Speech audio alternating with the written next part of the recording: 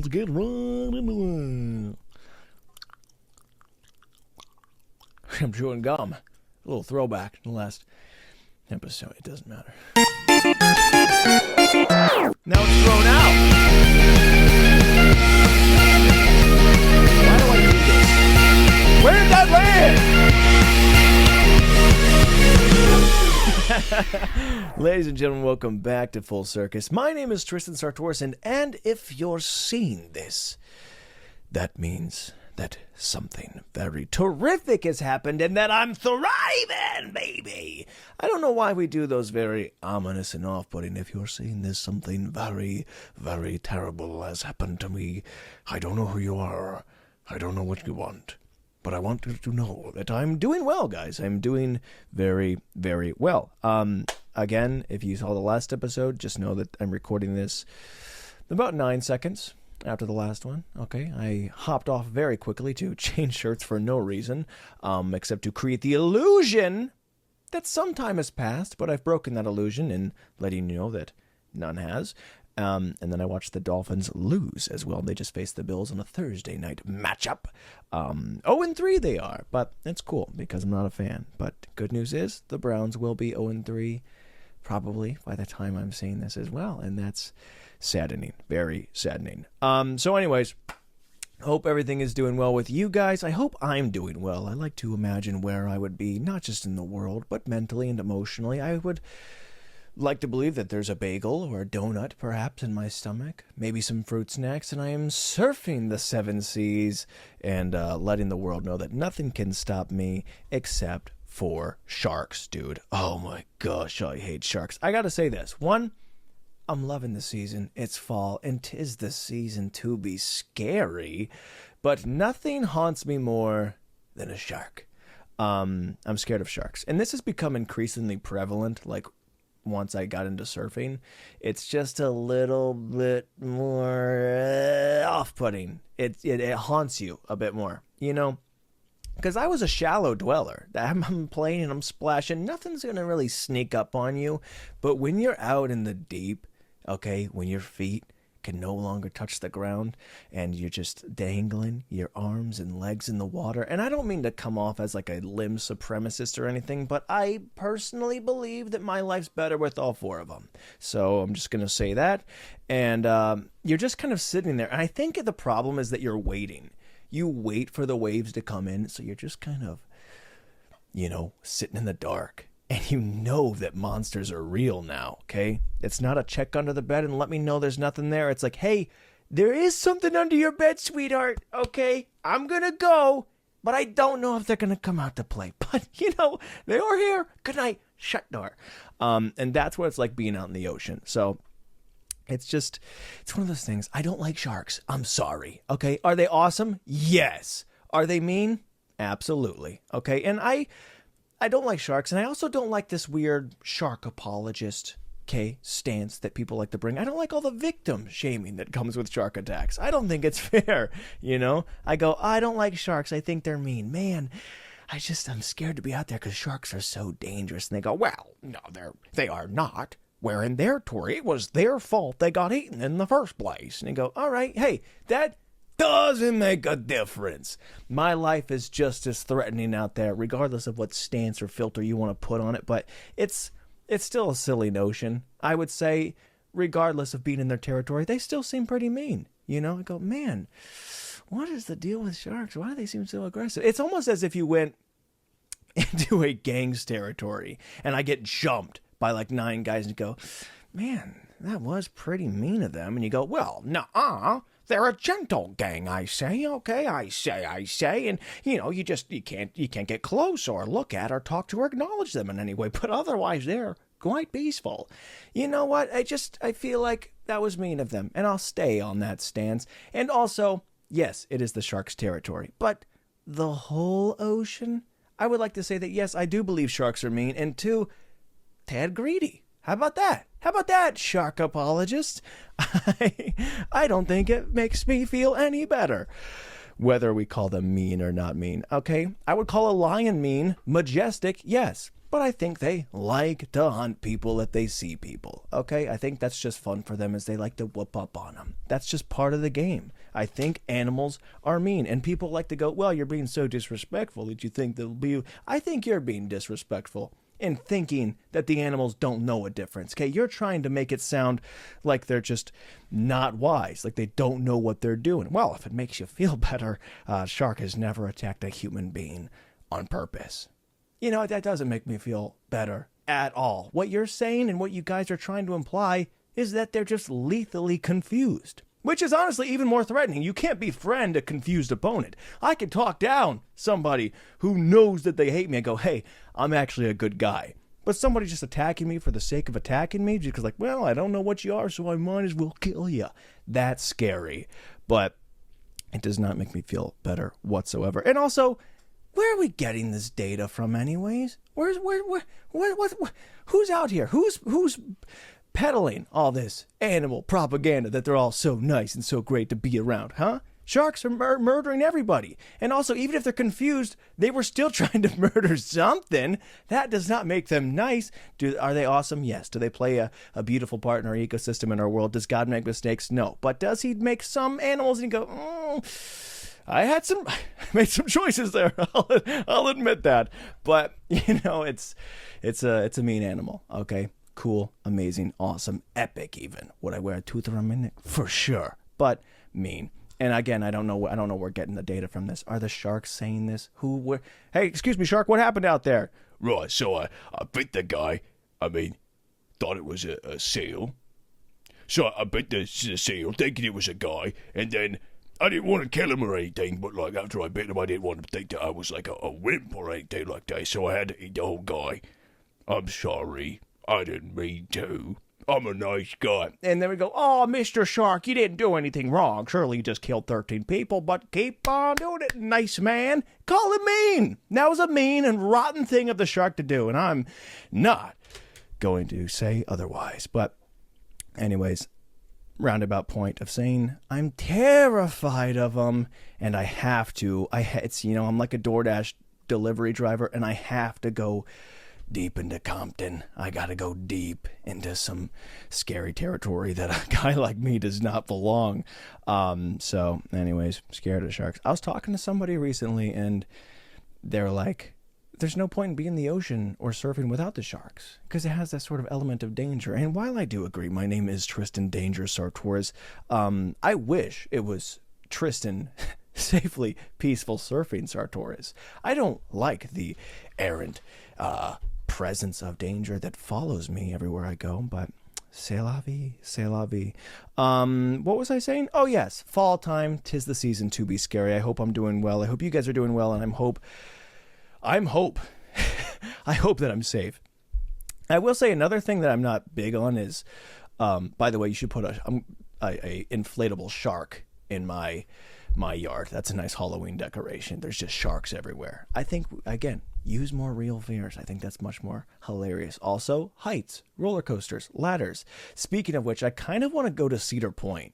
I haven't been, and I was accomplishing my fear of heights and of roller coasters last time, and then I got smacked in the face with stupidness or dizziness, whatever you want to call it, and I didn't really get a chance to feel that triumph and that victory. So I might go back to Cedar Point if anybody feels like tagging along or giving me a tour. Actually, I don't want to go with anybody if you're also afraid of roller coasters. I would like the camaraderie and overcoming something together, but I need somebody to kind of steer the ship. All right? I need somebody to look at and go, is this going to be fine? Are there sharks up here on this roller coaster?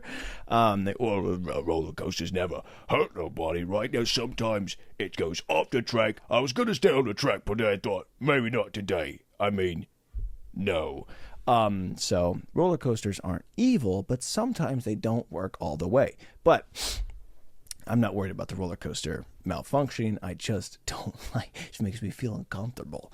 But yeah, Halloween weekends, I guess, just started, so I kind of really want to go and see that. I don't know. We'll see how scared do I want to be this season? I don't quite know yet. Also, still have my glasses here. I forgot to show you dudes out here.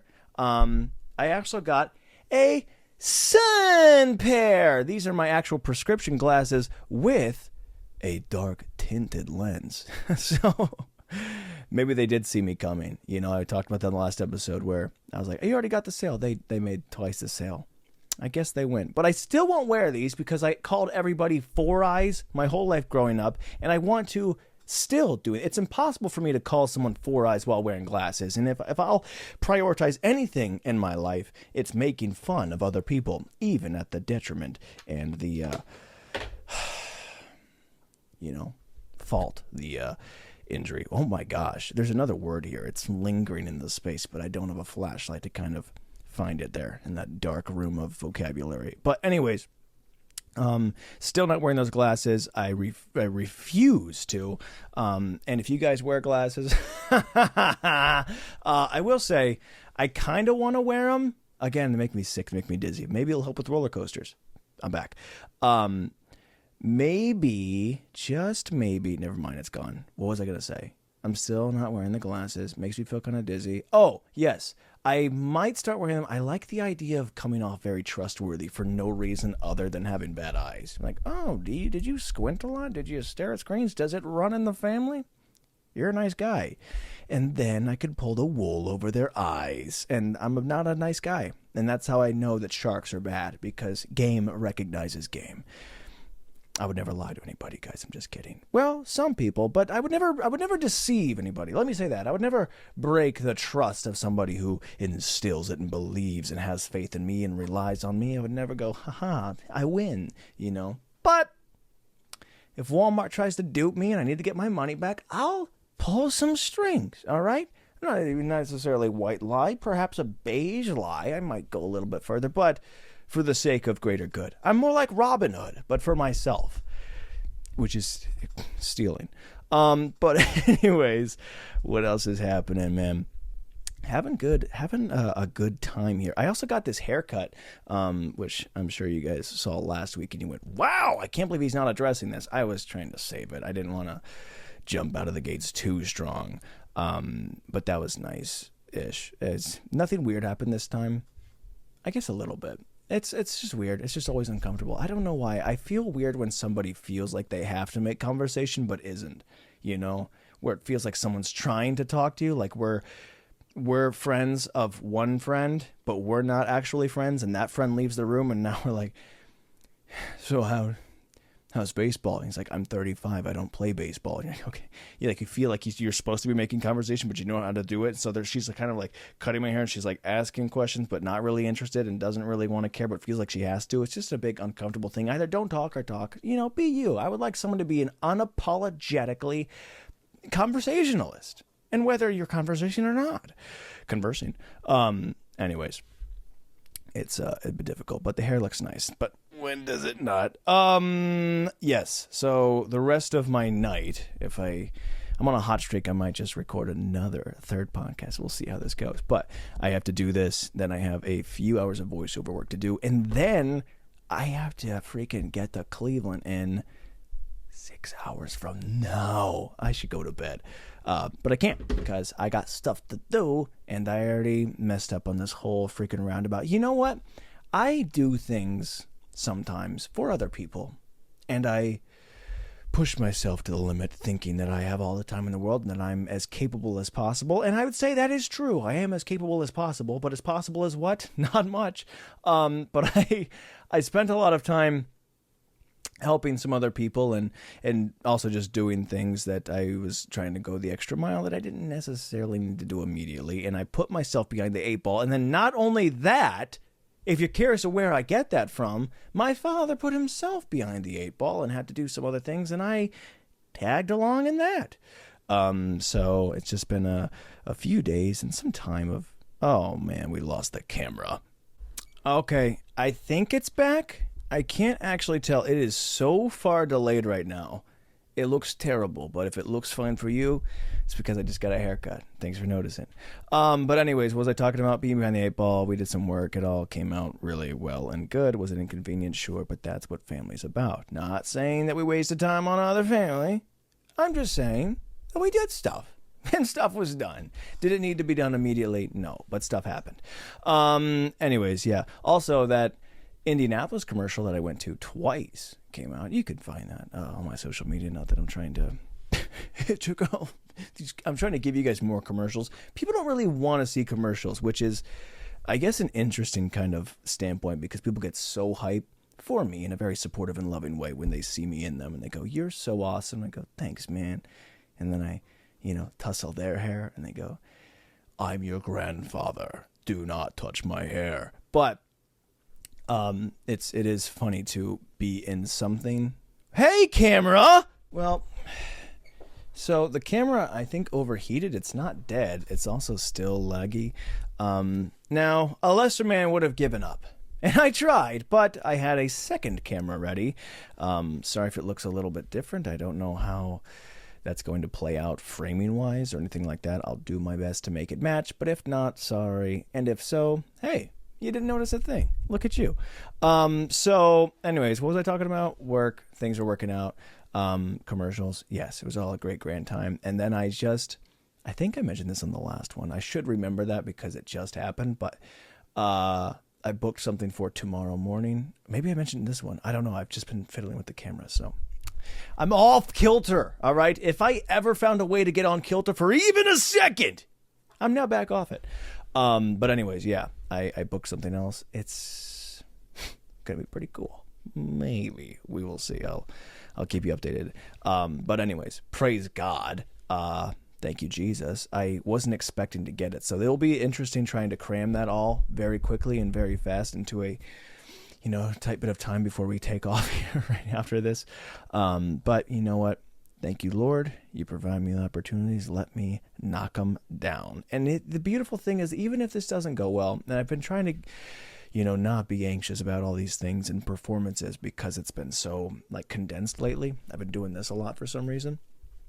But I'm just trying to enjoy, I love the awkward and the weird so much that I should be embracing that in a work sense as well. If I fall flat on my face and it's a funny story, that's what I'm living for in the first place.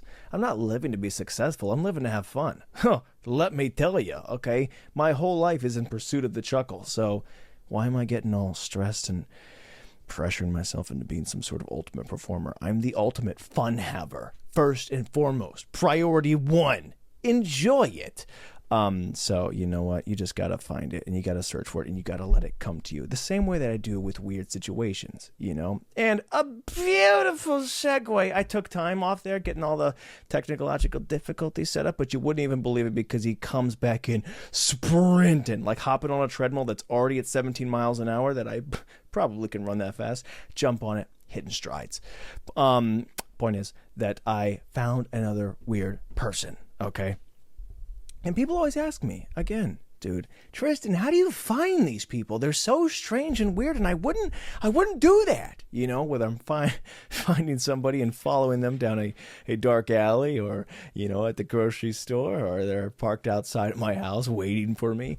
I just have a way of attracting that, and I open it up. Like some people who believe in the paranormal, and I wouldn't open myself up to whatever demonic stuff is, but that's how I am, like a seance, but for just interesting characters. So anyways, this one goes out to Martin, the conspiracy man, I guess we'll call him. Are they conspiracies or are they all truths? Let me divulge to you a story. So I was, luckily, I think I might have the clip still. This is sign language for the clip, I guess. But I was playing a game of Rocket League with my buddy, and I was trying to, win the game, and all of a sudden, a banging happens at the door, like this person belongs here, or we're very close. Boo, boo, boo, boo, boo. Shh. I go, jeez, what's going on? And they keep pounding. Now, I don't answer the door because one, for audio listeners only, I held up the number 2 there. It's a little silly joke. But one, I was not properly dressed, and 2, there was some ongoing construction just happening here, and I didn't want anyone to see it because you're not necessarily supposed to be doing that all the time if it was someone from the city. So I don't answer it at the second that it happens. And they're knocking the door so loud. 3 times. Happens multiple times. If I can find the clip, I'll put it in. But I'm like, man, this is something. They sound angry. Like this feels like a freaking hit somebody put out. This is a city ordained inconvenience. And I don't answer. I put on clothes and I go back to my business at this point. And the knocking comes back. Wow, they're angry. They want you, bro. Just a little bit afterwards, and now I'm off the game, and they pound on the door again, and all I saw was just Nikes outside the door. I saw he's wearing Nikes, though. And I wasn't sure. Well, but maybe a city person could be wearing Nikes, but I thought maybe no. So I decided to go answer it. And also now I could kind of move us out. I wasn't going to let these people in regardless, so I move us outside. So I answer the door, and what I find is a gentleman named Marvin. And I open the door, and he says, "Hey, I was here earlier, but you didn't answer." And I go, "Yeah, I didn't hear it." Freaking lie. Sorry about that. But then he goes, "So, am I able to do the job?" And I go, "What job?" And he goes, "The job. You said I could shovel rocks for you for like $20 an hour. You said that." And I go, "No, I don't have any rocks, man. I didn't have a job. You sure it was me?" He goes, "Yeah, it was you. You have brown hair?" I was like, "Okay, yes." I mean, I'm not. Yeah. I mean, you could do that to anybody. You're like, "Yeah, it was you. I mean, you had freaking 10 fingers, right?" Last time I checked, you got me there, Martin.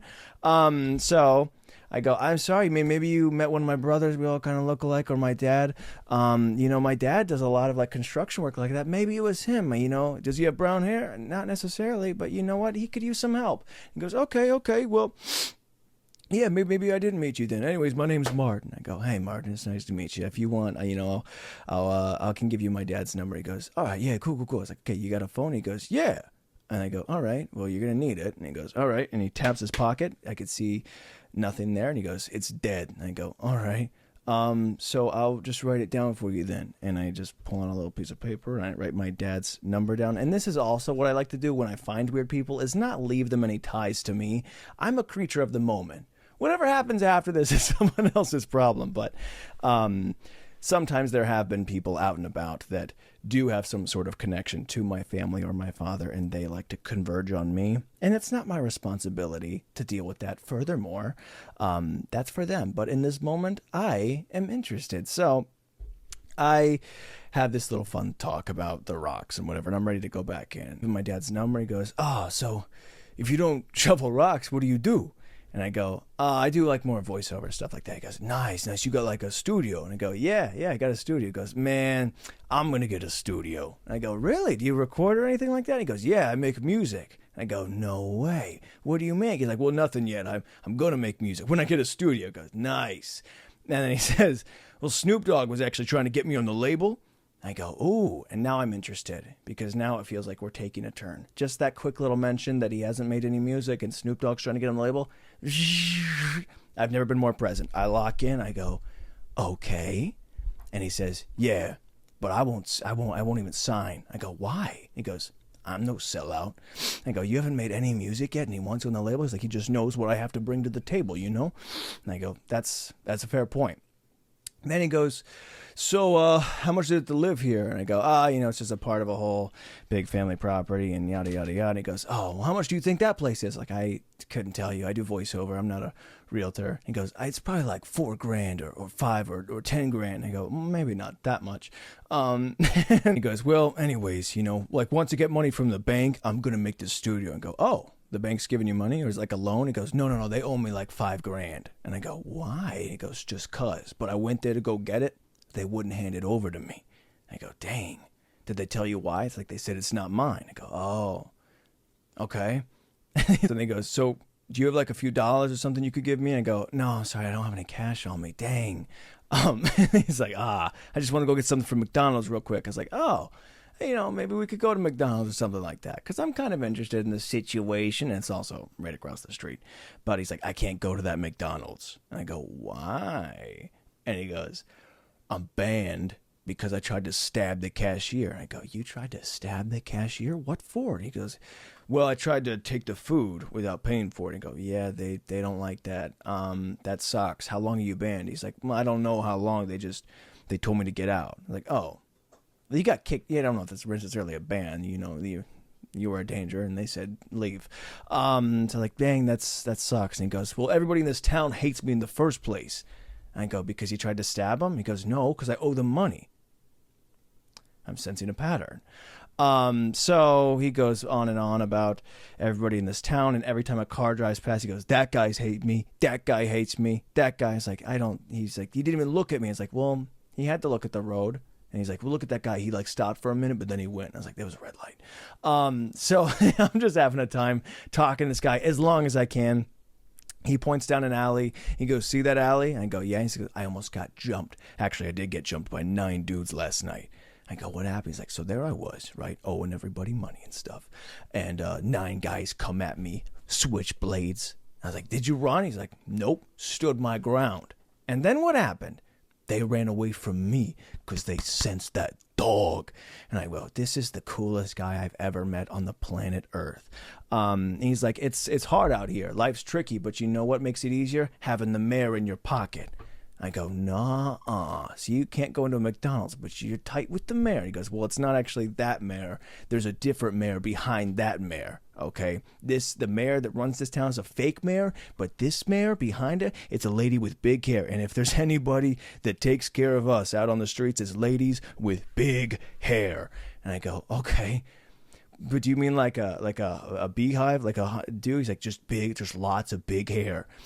And I'm a little confused at this point, but he keeps going on like for a lot, and I'm trying to understand it. I never really got the grasp of what he was trying to say here, but he's like, it's tough, but it's really just me and the ladies with big hair. And every time you see that lady, and she's like walking her daughter across the street, she's raising her right, because people with big hair is going to look out for people like me.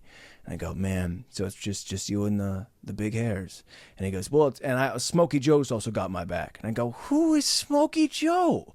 And I swear to you on all that I have, a man pulls up in an El Camino, it looks like.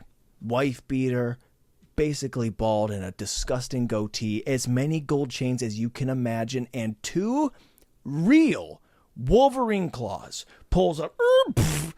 Yo, Marvin, we still gonna go steal that Chevy bumper? I mean, go get that Chevy bumper later? And he goes, I don't know, I'll get back to you. All right. Pulls off somehow, driving with the freaking Wolverine claws. Snick it. And I go, who was that? And he goes, that was Smokey Joe. And I go, what the freak is happening, dude? So he walks away on a bicycle. He rode away. He's like, all right, so I've been Marvin. I'll see you around, and I'll give your dad a call about those rocks. I don't know if my dad ever got the call. I still see Marvin around on the bicycle, and I hope he's gotten some good McDonald's. But it's important to communicate and talk to the community, and always answer the door, because you don't know what's going to happen. I wish I knew what happened to that Chevy bumper. And also, if you have a Chevy out there and your bumper's missing, if you saw any scratches, it was probably Smokey Joe.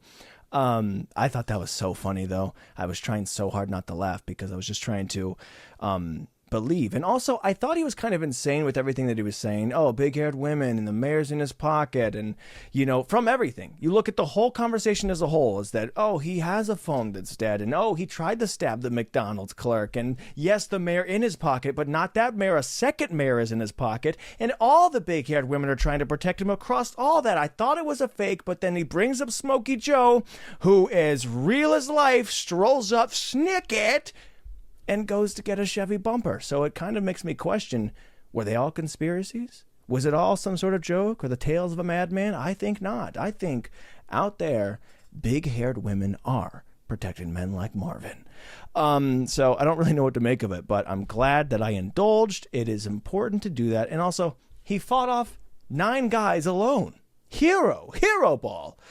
I wonder if he can hear me right now. He might be lurking somewhere in the neighborhood. Anyways, hats off to Marvin. I hope you're doing okay. Hope you got whatever your order was from McDonald's, and that the bank gave you all the money that you needed to. And I hope you paid everybody back, Marvin. All right, do the right thing. Don't just go around stealing bumpers. It's no wonder people don't, really vibe with you. You owe them all money and keep taking their bumpers. And maybe they just don't, maybe they don't necessarily vibe with Smokey Joe, Marvin. Maybe it's the people that you hang out with that's causing you all this trouble. So anyways, all that to say, guys, I appreciate hanging out with you. I appreciate the time that we share. When do I not? Anyways, and I will see you guys in a couple weeks, technically, but it'll only be for a week if you're listening to it. You know what I'm saying. I love you to itty bitty pieces. And I, again, hope I'm also safe.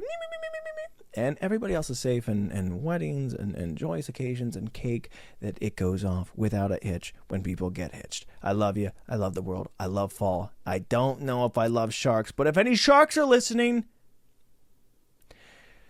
I would like $100 million. That's a little reality TV joke. All right, guys.